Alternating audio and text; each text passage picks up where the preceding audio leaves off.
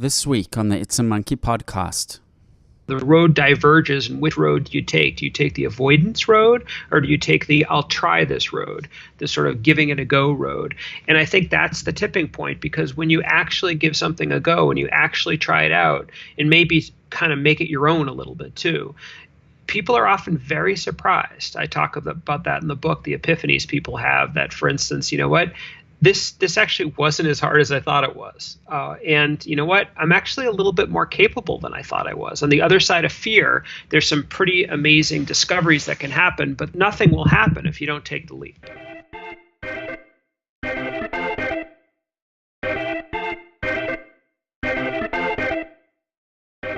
Good evening, hello, good afternoon, good morning, wherever you are. My name is Kevin Garber. This is It's a Monkey podcast. We talk about everything relating to the tech economy, startups, entrepreneurship, being the best version of yourself.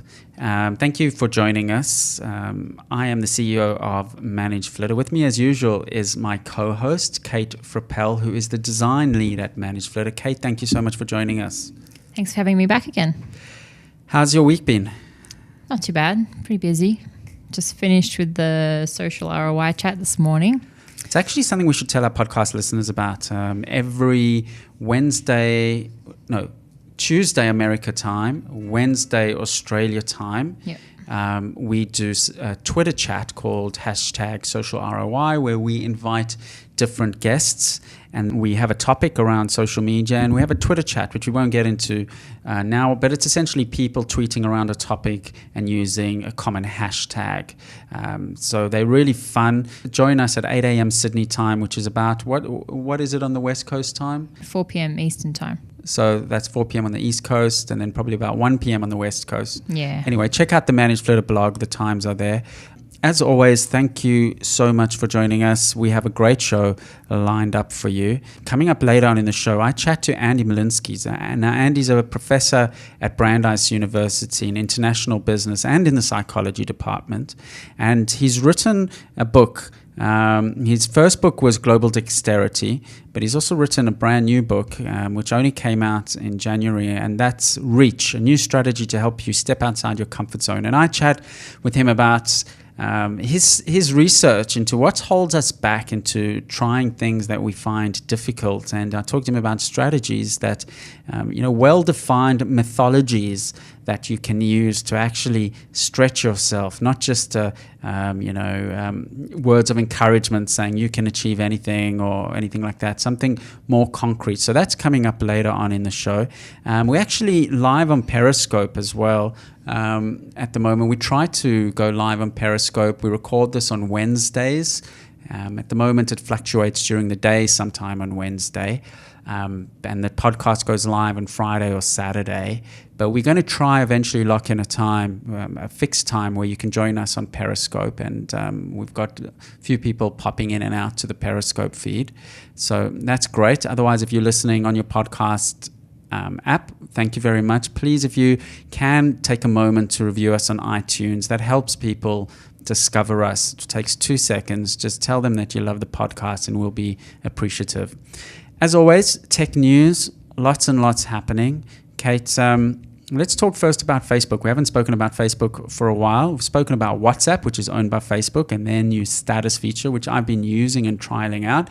It's sort of a Snapchat stories for WhatsApp. It's quite interesting. They've executed that on quite well. But Facebook seems to have now opened up the ability for companies to list jobs that they have open. Something that LinkedIn has been, is the bread and butter of LinkedIn is recruiting. And Facebook now seem to are slowly trying to get into that territory. Tell us a little bit more about Facebook jobs. Yeah, so small businesses now can create a status update on Facebook, but mark it as a job. So then these jobs go into the newsfeed of potential candidates, so people that sort of fit the criteria or that work in the field. And then, you can apply straight from the newsfeed on like a card. So similar to what you would see an ad in your newsfeed.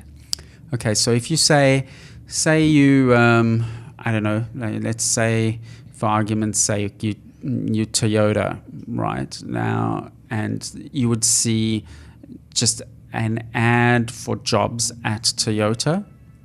No, you would see so Facebook have a job board essentially now. So you can also search for jobs. So you would search for automotive jobs. Right. And Toyota's listing would be there. Right. So it's a job board service essentially. Yes. But in addition to this, if you, on your profile, for example, are a mechanic, then the likelihood of you being presented that Toyota ad in your newsfeed is likely. Right. Okay. So they can target using the usual Facebook targeting. Do they provide tools for the companies on the back end side of things to list, to manage the applicants? Do you know how far they've gone on that side of things for the companies that are actually advertising these jobs? Yeah. So at the moment, it's still very much in its infancy. So companies can obviously list the jobs and create the job ad.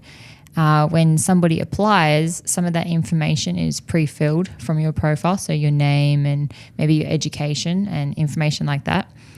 And then there's also a field to describe why you would be the best candidate for that position. After that, however, all communication between the business and the potential candidate is done through Facebook Messenger. Okay, interesting. That's interesting. I mean, Facebook Messenger we've spoken about before is Facebook's long-term play. It's so much. It's almost like the hub of a lot of what they're doing.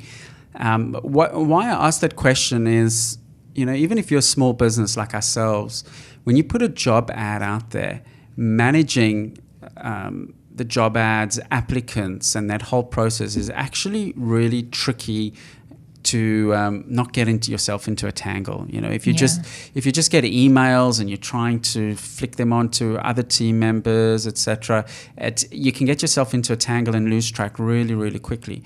And it's quite a big industry providing these type of platforms to help manage the candidate application process. We use a product called Workable, which does a fantastic job.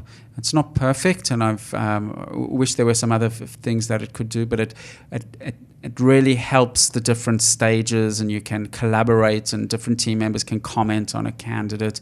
And I think Facebook would really need to take care of that side of things if they are to actually provide any value to companies that want to use their platform as a job board or to advertise for jobs. Yeah, I agree. I think that's sort of where their biggest gap is at the moment. But speaking of getting into a tangle, though, I think the candidates themselves can also get into a bit of a pickle because your potential employer, has access to see your profile and now has more reason to look at your photos on Facebook and the information and status updates that you've made in the past. So if anything, it's sort of like a warning for a lot of people to clean up their public posts, at least on their Facebook profile. I've been cleaning up over time every day when the Facebook Memories comes on. I've been looking at all the memories of those couple of days and just cleaning up and seeing. I've never had anything significant public at all, but I'm still, even the private side of things, when Facebook first started, and it was, you were only friends on Facebook with some of your closest friends. You were a little bit more liberal, I guess, about what you said and shared. And I'm over time cleaning up everything. So it's interesting that some people might even start new Facebook accounts or things like that. But definitely, it's become more relevant as to what you tweet or share publicly on social media. Or blogs or YouTube is very significant, and most employers do have a look at that. So if Facebook's integrating the job side of things, it's going to be easier. If you apply through Facebook, they're going to have your Facebook account right there. They're not even going to have to search for it, right? Exactly. The other thing is as well that Facebook already have all these sort of tools to segment who you can share with. So you can create favorites or groups. You can categorize people as acquaintances, and then when you make your status update, you can choose who gets to see them. So you can be just close friends or just friends and acquaintances. So it's all there, but it's not often that I hear people using those features. No, most people don't. As far as I know, most people don't use those targeting. I did once. a friend of a friend sent something about a sign she saw in Sydney, and it was a bit of a controversial sign, and she shared it on Facebook, and she noted that I've only shared this with 6 targeted people, and I'm interested in your opinion. That's the only time I've actually really noticed. That's a nice way to put it. I think you let people know, I fall into this trap too. I created the close friends and then made a status update, and it still didn't get. I thought it would get more engagement. So from my close friends would reply more often, but I guess they don't know that you've only shared it with them. Yeah, they still think you've shared it with everyone. But yeah, I suppose if you wrote a little note at the bottom to say, I've only shared it with 6 people. They might be more encouraged to comment about that. Well, it'll be interesting. Apparently it's only launching Facebook, this job board side of things, only launching in the North America for the time being, but it'll be interesting to see what happens. And obviously LinkedIn who's owned by Microsoft now, will be keeping a close eye on this. Also, Facebook have been, talking about their Facebook at Work platform for quite a while, which is, in competition with Slack and other type of products. It'll be interesting to see how this fits in. I think it's going to be their brand is not exactly an enterprise brand. Not to say that it's going to be impossible, but it's going to be a little bit of a hard sell initially to have companies start using Facebook services on the enterprise level. Sure. I mean, interestingly as well, I was able to find the jobs board. So they've released it in Australia. Oh, they have? Yeah. Right. There's a minimum amount of jobs there, and there's a lot of jobs overseas. Right. So there's a lot of American jobs listed there, but I can still see it on my profile.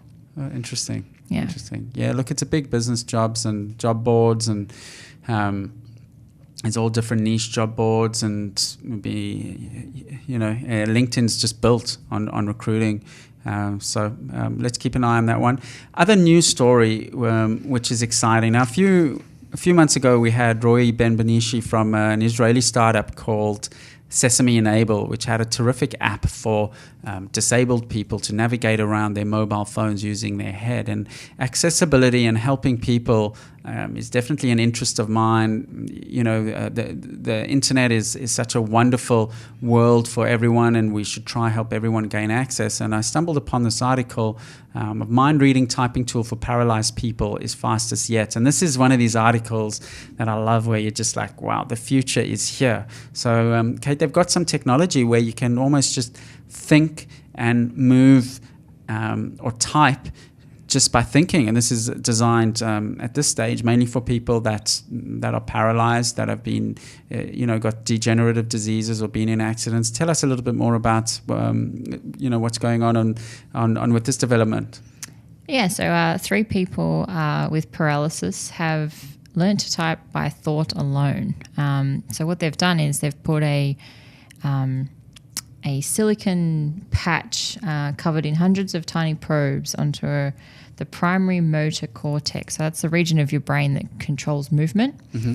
And basically, you can direct a cursor around the screen by thinking about moving your body parts. So there's a case study on the article, which will be on the website, which says one of the guys who tested it, when he wanted to move something to the right, he had to imagine his hand on a ball and then rotating it to the right. So obviously he can't do that, but if he can imagine it and think about doing it, the cursor will move to the right. Fantastic. I mean, it's really... and this, obviously the first stage is helping people that desperately need it and want access, but you can almost see a situation where people that are able-bodied, there may be an interface option where you train the mind around certain, every time you think of, hitting a tennis racket with your right hand, that moves something. So it triggers it. Another thing as well, this guy could think about selecting a particular letter on the screen. So essentially on the screen with the cursor are letters. So he's typing out an email, for example, but he's got to move the cursor to the letters on the screen. And to select a particular letter, he thought about clicking his fingers. Right.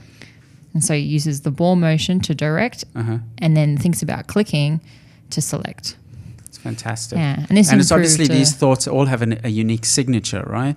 They all have a unique signature that the software analyzes, and every time you think about moving over the ball, it triggers that unique signature. Yeah, and so they're averaging about 6 to 8 words a minute, which is 2 to 4 times faster than their previous efforts, which were used similar to the Sesame Enable, where they either use eye movements or head movements to direct something. Fantastic. I mean, it's really, the applications for this technology is really, really huge, and it's, as I say, if it gets into the area, of mature development, it might even be for able-bodied people a real option of navigating around just by thinking. Yeah, interesting technology, and I think the breakthrough here is the speed as well. So that the faster they can get the brainwave, I guess, to talk to the computer and make that connection between, whatever the brainwave did and where the cursor needs to go. The faster you can do that, the faster they can type, essentially. Yeah, fantastic. We'll put a link to this article. There's a video there as well. I'll try even reach out to these people and see if we can get them on the show. Academics sometimes I find there's sort of two types of academics. There's a lot of academics are real quiet achievers, and they're not big on talking on podcasts. And there was a similar type of article around brain hacking that I sent you a while ago, and I sent the lead researcher an email, and she emailed me back and CC'd about 4 or 5 co-researchers and said, there were lots of people involved in this. Is it possible if we can all come on the podcast? And I said to her, look, I'd love to, but and I can understand why you want to, but it'll be really confusing for listeners if they hear lots of people. So she didn't want that exclusive glory. But I'll try reach out to them, and we'll put a link and on our show notes. And when I see articles like this is what technology is about. I mean, the really significant. If you're the person that's struggling to interact with a computer because you have one of these degenerative diseases, and it just suddenly opens up the world, your whole life is changed by this technology. So that's very exciting stuff. Anyway, you're listening to episode 83 of the It's a Monkey podcast. We talk about everything relating to tech, startups, entrepreneurship, and being the best version of yourself within the professional framework and other. If you do like what you hear, send us a tweet at Monkey Podcast. Tell your friends about us. Check out our previous episodes at our website. We have some fantastic previous episodes with people like Dr. John DeMartini, David Hannemeyer Hansen. Coming up in the next few months, we've got some great people we're going to be interviewing. I got confirmation we're going to be talking to Kevin Kelly, who's a really famous, I think he's one of the founders of Wired magazine, very, very famous sort of technology commentator. He's written a new book, and hopefully we're going to be chatting to him in June as well, a little way away, but I've locked that in. Anil Dash, who's the CEO of Fog Creek Software. I'm hoping to chat to him sometime. It's semi-confirmed. So we're working hard to bring you the guests. If you know anyone who wants to be on the podcast, drop us a line at podcast@itsamonkey.com. We're going to take a short break, and we'll be back with our interview with Andy Molinsky, chatting about his new book, Reach, a New Strategy to Help You Step Outside Your Comfort Zone. Stick with us. Hi, this is Dave with ManageFlitter. ManageFlitter is a tool that helps you work smarter and faster on Twitter. With ManageFlitter, you can clean up and grow your Twitter account. You'll also get useful Twitter analytics, social content scheduling, and much more. Go to ManageFlitter.com and start your free trial today. You're back with It's a Monkey podcast. Thank you for joining us. My name is Kevin Garber. I am the CEO of ManageFlitter, also the co-host of this podcast.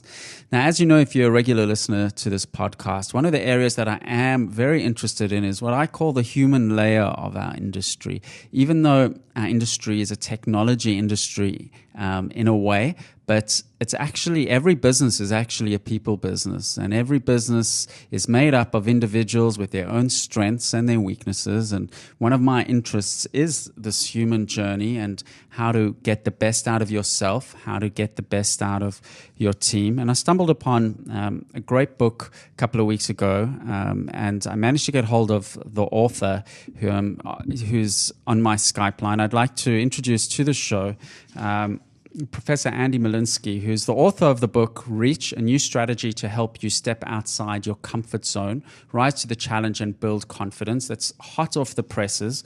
And Professor Molinsky is also a professor of international management and organizational behavior at Brandeis University's International Business School with a joint appointment in the Department of Psychology, and has also written a previous book called Global Dexterity, How to Adapt Behavior Across Cultures Without Losing Yourself in the Process. Professor Molinsky, thank you so much for joining us.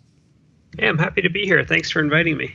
Whilst I was researching this book, something dawned on me, this getting outside of your comfort zone. An image came to me of all of our ancestors many thousands of years ago, sitting around a fire, and most of them quite happy, just sitting and chatting and doing a bit of hunting. And maybe one of them just looking far out onto the horizon, onto some hills, and thinking to himself or herself, I wonder what's out there. And it's pretty scary, but I'm just going to go for it. So I think since the beginning of time, this tension between staying in our comfort zone and getting out of our comfort zone has probably been part of our makeup, right? It's funny when you said that. When you're talking about our ancestors, I immediately was starting to think about my ancestors, not my sort of ancient ancestors, right, but more, America is a country of immigrants. Sure. And so pretty much everyone's ancestor, not everyone, but almost everyone I know at least has ancestors who were doing exactly what you're talking about. Probably not sitting around a fire, probably, but, in some degree of poverty, deprivation, some sort of not so great situation somewhere else in the world, many times in Europe, and decided to take a leap. And it's tremendously courageous when I hear the stories of my ancestors coming from Europe here and the travails that they endured to get here and what it must have been like to absolutely step outside their comfort zone. So yes, I think that's an apt image, and I've never heard that before. So it's a nice way to start.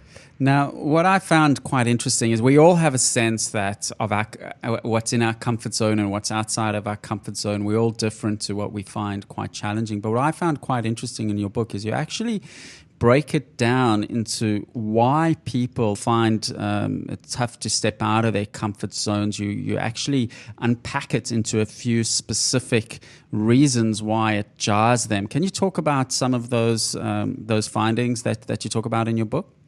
Sure, absolutely. So I know a lot of listeners are entrepreneurs or working in tech businesses. I certainly spoke with entrepreneurs and in tech businesses. I also spoke with and interviewed and observed managers delivering bad news, delivering negative performance reviews, doctors performing painful procedures on children. I could tell you about that. Police officers evicting people from their homes, actors, students, priests, rabbis, teachers, even a goat farmer, all sorts of people. And to get to your point, what I found and what was so striking and what from my perspective was really exciting is that the challenges of stepping outside your comfort zone across all these cases really did boil down to 5 different things that I found. The first was authenticity. The idea that, it's that me stepping into this role, into this situation, this just doesn't feel like me. And because it doesn't feel like me, it's very uncomfortable and anxiety producing. So, for example, I actually spoke with a bunch of young entrepreneurs here in the United States who struggle to pitch their ideas to venture capitalists to get funding for their businesses. They told me about how they'd have to put on a suit, let's say, and they never would wear a suit, or they had to pretend to put their grown-up voice on and really sort of act in a way that just simply didn't feel authentic, and that's very uncomfortable. So authenticity would be one. Another one's likability. The idea that worrying people won't like or even hate this sort of new version of you. There's a very poignant story in the book about a woman who was being undermined by a male colleague, and it was so off the charts inappropriate that she simply had to confront him. But she was afraid to because, believe it or not, she was worried that he would hate her, even though, of course, he was the incredibly unlikable one. So likability. So we got authenticity, likability. Another one's competence, the idea that you're afraid you look like a fool, like giving a speech.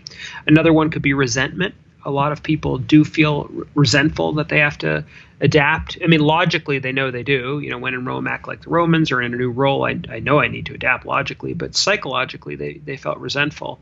And then finally, morality. I did find several cases of people who really struggled almost on moral grounds. You know, I opened the book with a story about a young entrepreneur who ended up having to fire her best friend from her startup. So authenticity, likability, competence, resentment, and morality. Now, of course, you're not going to experience necessarily all of these, but even one can make it hard to step outside your comfort zone. I found in our industry, tech startups, especially on the developers side of things, the engineers, authenticity is a really, really big one for them. You know, where they and you see this where they don't like to do things like networking events a lot of the time. I know you mentioned an example in your book of one of your MBA students from Israel who found that the networking events felt quite superficial and was struggling with that. So I think in our industry, developers and engineers, they've got big bullshit detectors, and as soon as that starts going off, they struggle to just even convince themselves. I think also in the tech industry, the resentment actually can I've seen it rear its head very, very quickly. If there's team changes or there's someone's been promoted who they think doesn't deserve to be promoted, I see the resentment, building up very quickly. I see it. I also see it in my experience in the tech world of people who have to go into sales, who aren't salespeople by nature, and they feel it's almost like slimy and dirty, and just sort of they feel so uncomfortable trying to convince someone of something. They just want to create the product and make it just like the perfect product. And then when they have to kind of sell, they feel people I've talked with feel very uncomfortable. So if someone feels uncomfortable, I mean, when is it a good uncomfortability? When is it a bad uncomfortability? Obviously, there's hard and firm boundaries like illegality and things like that, which should always be, in my opinion, a hard boundary. But beyond that, if someone's working as an engineer in a company and they start feeling butterflies in their stomach or uncomfortable, how can they self-reflect to know whether this process of pushing themselves, they're actually going to be better for it in the long run, or they should remain true to their own selves and path and perhaps just shrink back? I think that is a very good question, and that's a dilemma that I think a lot of people struggle with. And I think actually surfacing that dilemma is really important, because I think people sort of unconsciously feel that and oftentimes just veer towards avoidance. But the question I always suggest to people is, if you could wave a magic wand and you could not feel any anxiety, not feel uncomfortable in the situation, would it be something that you'd want to go for? Would it be something that you'd want to improve at? Would it be something that would be valuable to your career, for instance?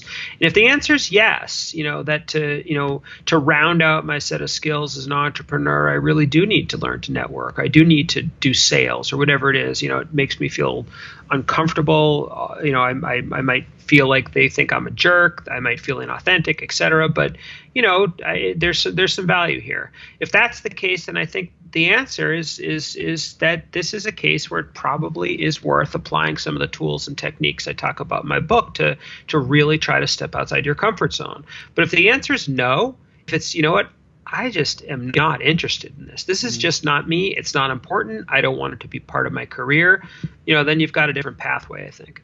And I think also it's about what ultimate outcome someone wants to achieve. For instance, if someone is working as a senior developer in a tech company, but they'd like to be CEO one day, the outcome of being a CEO and having to be able to deal with different scenarios and have different skill sets, and it's going to require them to stretch and evolve and develop all sorts of other talents, which is going to mean that they need to get out of their comfort zone. So I guess it's what their end game is about as well, right?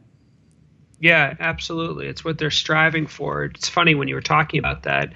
I was just thinking of an article I read in the New York Times Magazine this weekend about how in the United States, and I imagine elsewhere in the world, there has to be a lot of personal reinvention now because there are a lot of people who don't have certain skills and can't find jobs. This is on the lower end of the economy.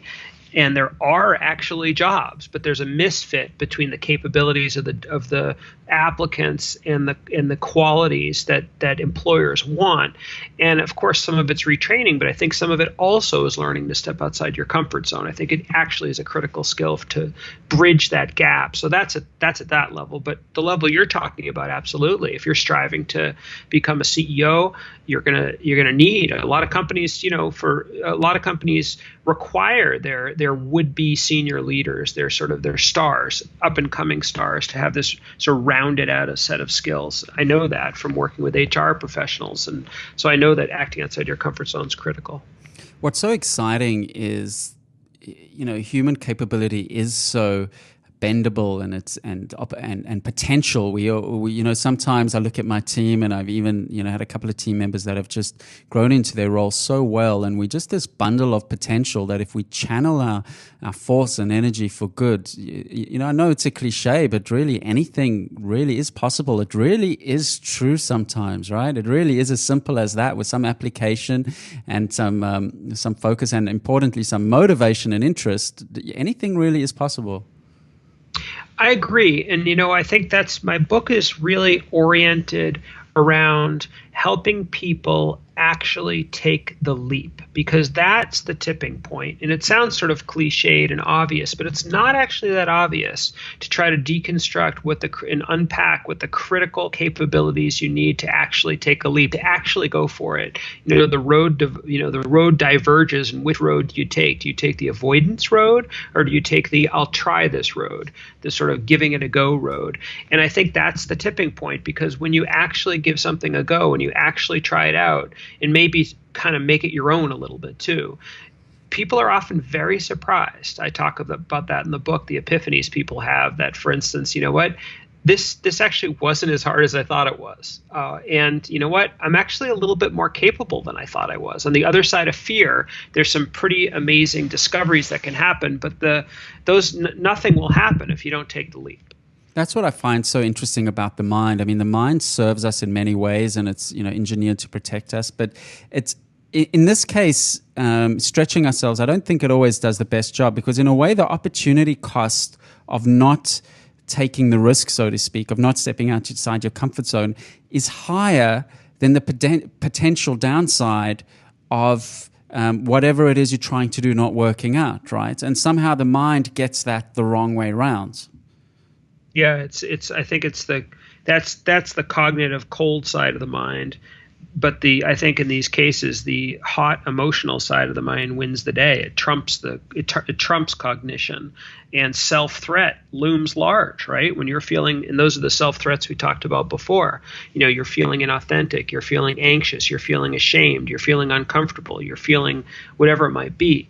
All those types of anticipatory emotions that result from those, we talked about authenticity, likability, and so on. That's what dominates. And so, yeah, you can't sort of bring to bear your logical structures, because the emotions, I think, loom larger. There used to be a school of thought that if you wanted to be a CEO, you should start out doing some cold calling at some point in your business, in your business life. And I started my first business when the internet was only still flapping its wings, and I did do some cold calling to get my first few customers. And what was interesting is the psychology around that. You did have a lot of fear of rejection, and you thought a lot more about that fear than the excitement that this could be the customer that could really launch your business and change everything. And you would get a real palpable sense of that. And I still recommend people, if you want to be a CEO and get control over your mind and observe your mind, do some cold calling. That's definitely you learn a lot when you cold call.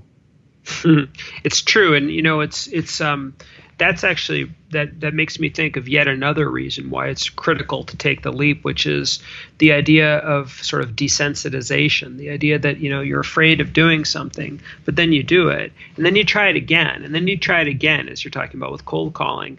And it doesn't mean that you're numb to the experience, but it means that you start to develop some control and confidence over it. It's not some sort of scary thing in the distance. It's something that you actually are, sort of involved in. And I think it loses some of its power over you in a sense. That's why I think when you're learning to step outside your comfort zone as well, it's critical that you have multiple occasions to actually do it. So if you're afraid of delivering bad news and you only do it once a year, it's probably not going to help to step outside your comfort zone.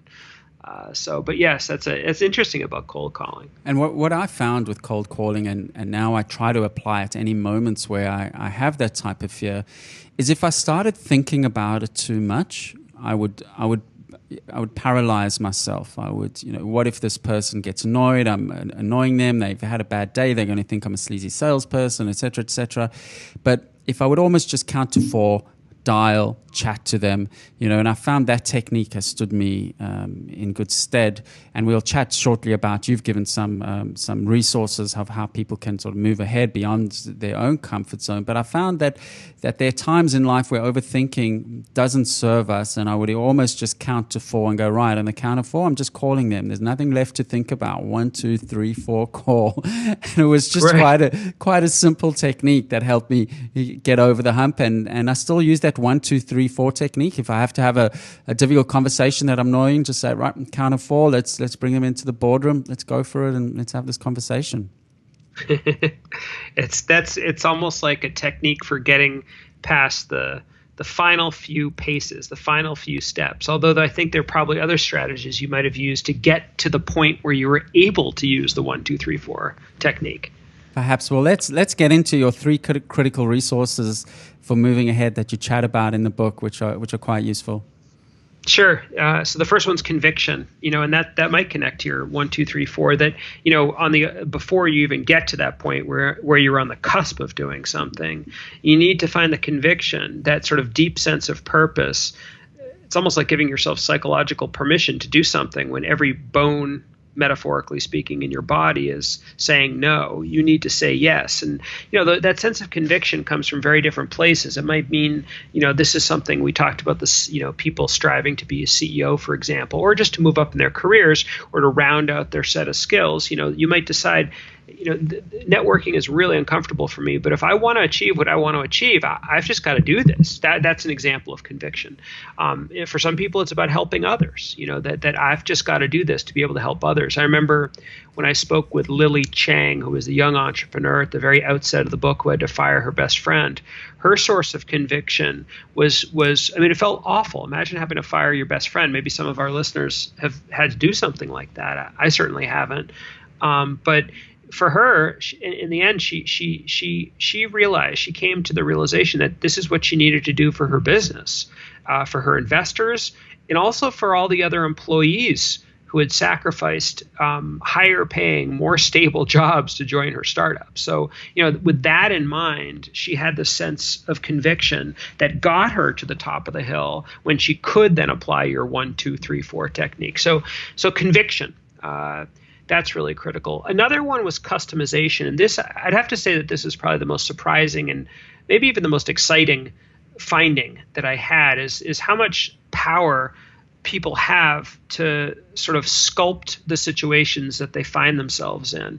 I think in a lot of situations outside our comfort zones, we feel a little bit helpless and powerless. But if you think about it, you have more power than you think. You can make subtle little tweaks to make something just that little bit more comfortable, just that little easier for you to get up the hill, push yourself up the hill. So you could change your body language. You can bring a prop. You can bring wear that power suit. No one else knows you're wearing it, but you know that lucky charm. I talk about in the book, I'm pretty sure I do, how earlier in my career I was really uncomfortable with public speaking about maybe 15 years ago. Now I'm very comfortable. I do it all the time, but I used to wear a lucky ring, and that ring was actually a ring that my great uncle found on the beaches of the South Pacific during World War II. He was in the Navy, and I always thought to myself that, gosh, if he could do that, I can do this. It was sort of this like little memory of courage for myself. No one else knew it. Anyways, there are all sorts of things you can. I have a student. This is not a work context, although it could be. This is really a social context. She's very introverted and very awkward, but she really wants to meet friends and expand her social circles. And so she brings a prop to social situations, like to a party or a get together, and her prop is a selfie stick. I read about that, yes. Yeah, I love that. I loved that. And she went in great detail about how it sort of facilitates her social interaction in all sorts of ways, even to the point of enabling her to gather email addresses to sort of connect after the fact and show share the pictures and so on. So, I mean, I think there are many, many, many more ways, and I detail it very clearly in the book, all the ways that you can do this. But I think it's really cool to know that you actually have more power than you think. So that's some of some of what you can do to overcome the barriers. And I think, as you mentioned, they don't have to be overhauls. They just can be tweaks, right? You don't have to become someone you're not, but you can stretch yourself. The beautiful thing about compounding is that it compounds, right? So if you stretch yourself every week just a little bit, and by the end of the year, you've really shifted, Absolutely. And I think the point you made earlier is really important. And I deeply believe that you should not be feeling like you're not yourself. In fact, the goal of these customization techniques is quite the opposite. It's actually to try to feel more like yourself in these situations that otherwise you might not feel very comfortable and you might feel ill at ease. So, try to make it just that little tweak to make it feel just a little more comfortable. I was talking the other day with a colleague of mine who's a very experienced banker, and he said to me, he read my book, and he's like, he emailed me, and he said to me, you know what? I just realized I did customization like 20 years ago when I started out. I had to give this really big speech, and I was terrified, and so I had a buddy of mine fly in from New York and sit 8th row center and have a big smiling face as I was talking, and it eased my tension and enabled me to give the speech. So it's funny. There are all sorts of ways that people do this, maybe not even thinking. Yeah, and you have to do what you need to do to sort of trick your mind. I think our mind's this wonderful, powerful machine, but in a way, it can have these biases and these self-protective mechanisms that sometimes are not in our best interests. That we've got to grapple with. I've got one of my business mentors. He's very experienced, sort of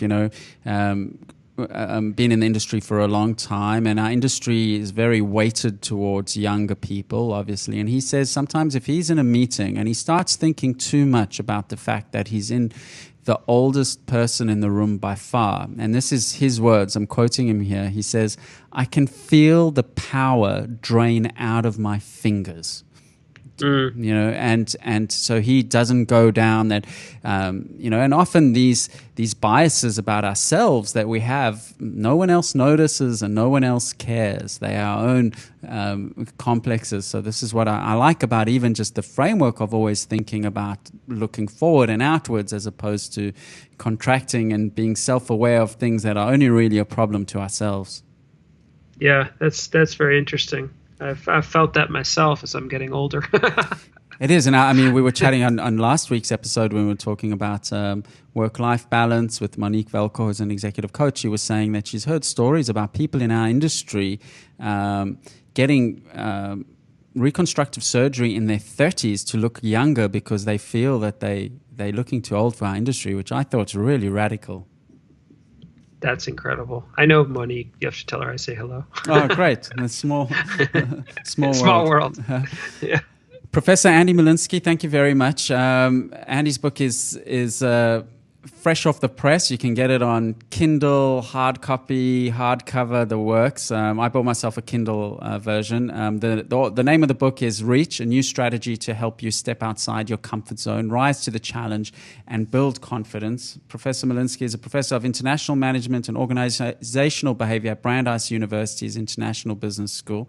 It's also his previous book. Have a look at that as well. Global Dexterity, how to adapt behavior across cultures without losing yourself in the process.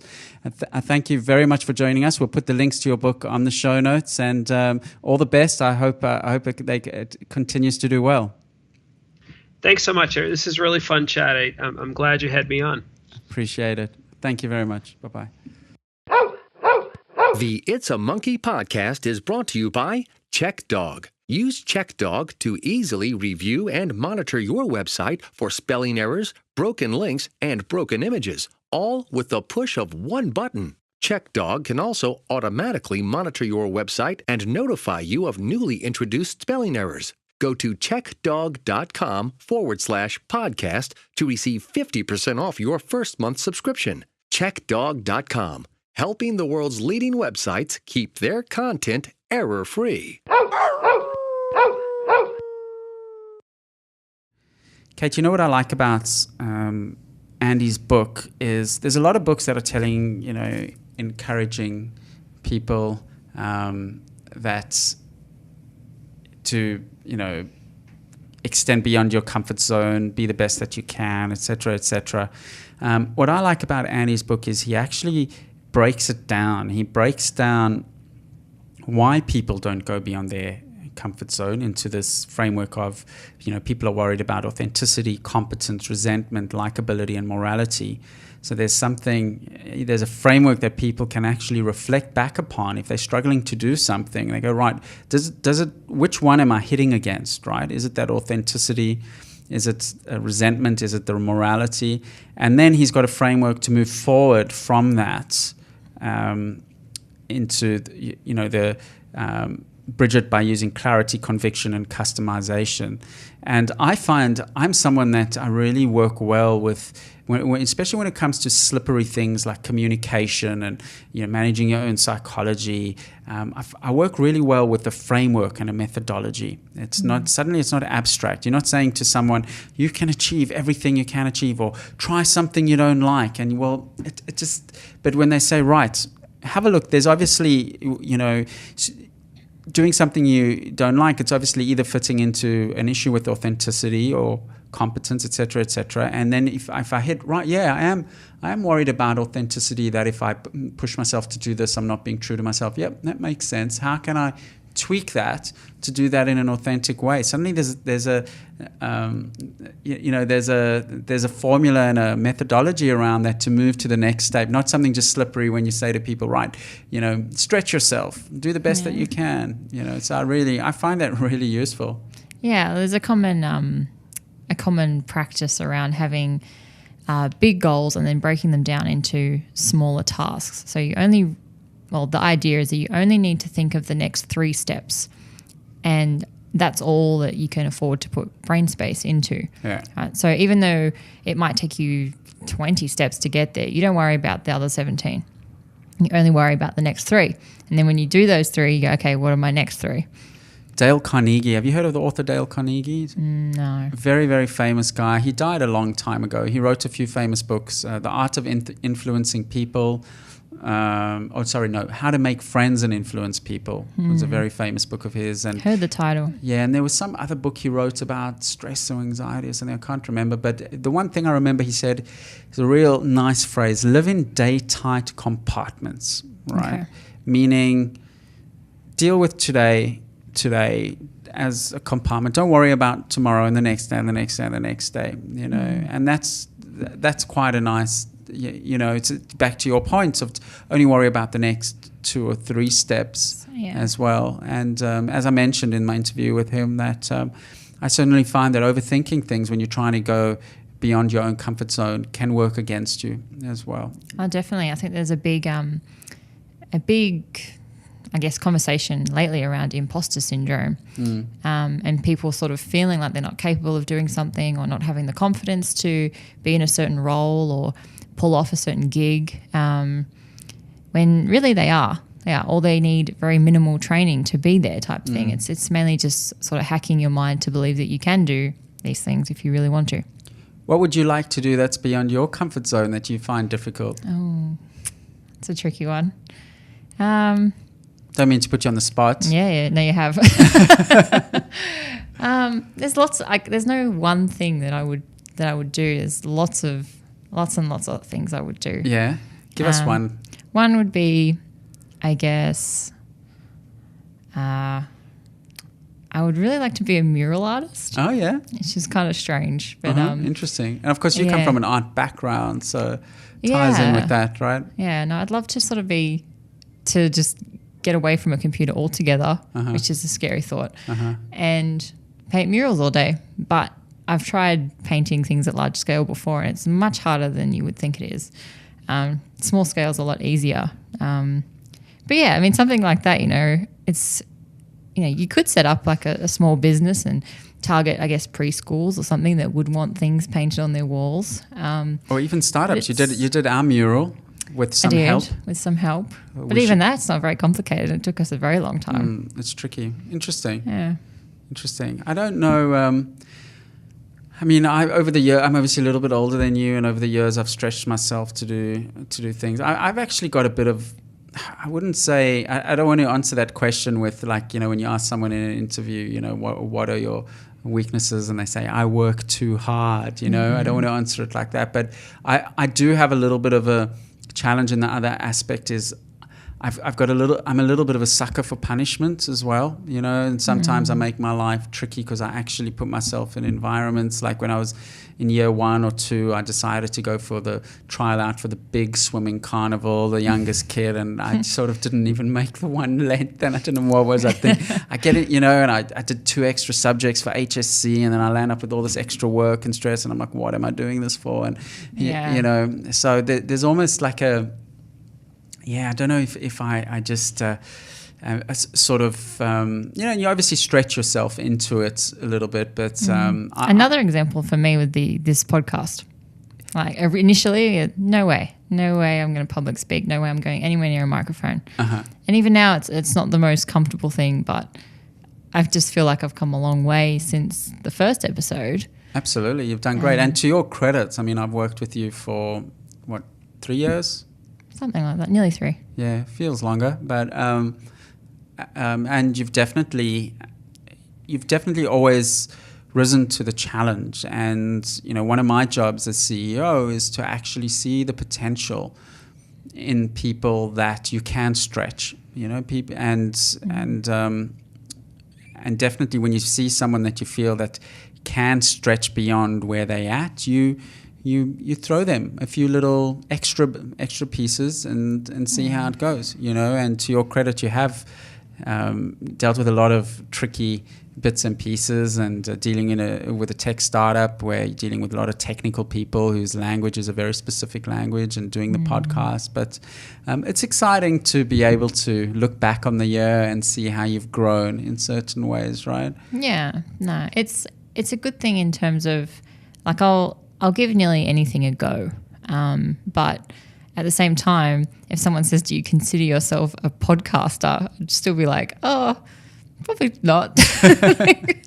I just sort of do one in the office boardroom sometimes. Because you've got the wonderful Australian quality of humility, and it's definitely what Australia's, one of the many things it's known for is the humility. And, I think one of the challenges I'd like to take on is to get really, really fit. My fitness is okay, but I'd like to get really, really fit and, even just do whatever, fun triathlons or biathlons or something like that. I've never been that level of fitness, and it's something that I love that feeling when you start getting fit and you become addicted to those endorphins and you start fantasizing about your exercise.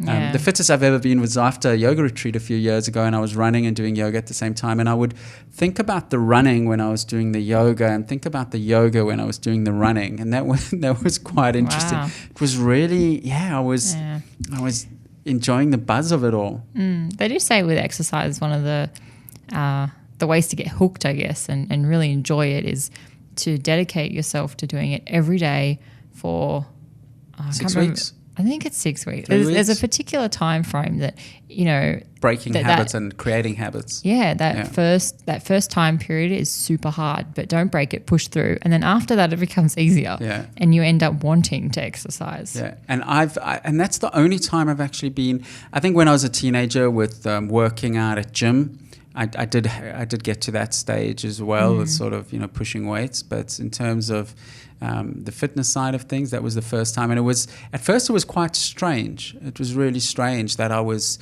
And I've got a friend who's a runner. She's a real runner, and she says when she's driving and she sees someone running, she actually has pangs of jealousy because that person's running and she's not, and she's really addicted to running. So yeah, it's true. I sometimes get that feeling for swimming. Actually, I swam a lot when I was younger, and now I still say that I love it, but I can't even.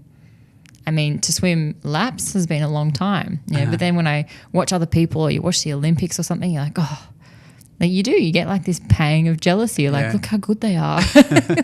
And the amazing thing with fitness is it is just about commitment and dedication. I mean, sure, to be an Olympic swimmer is a whole different story, but to get to a level of good competency, and that's the one, I love many things about Sydney, but one of the things that I do love is that there is such a culture of getting fit here and being active, and of course our weather lends itself so wonderfully. You go to the beach at 6 a.m. in the morning, and any beach around Sydney, and you'll just see it at 6 a.m. just chock full of people doing all sorts of exercises, and some of them are triple your age and 4 times your fitness levels.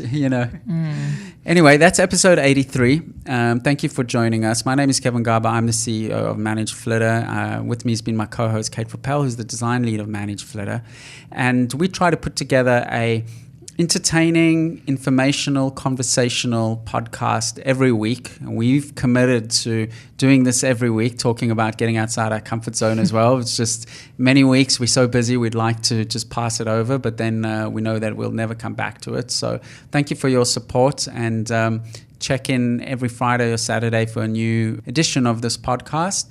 And as usual, we will see you next week. See ya.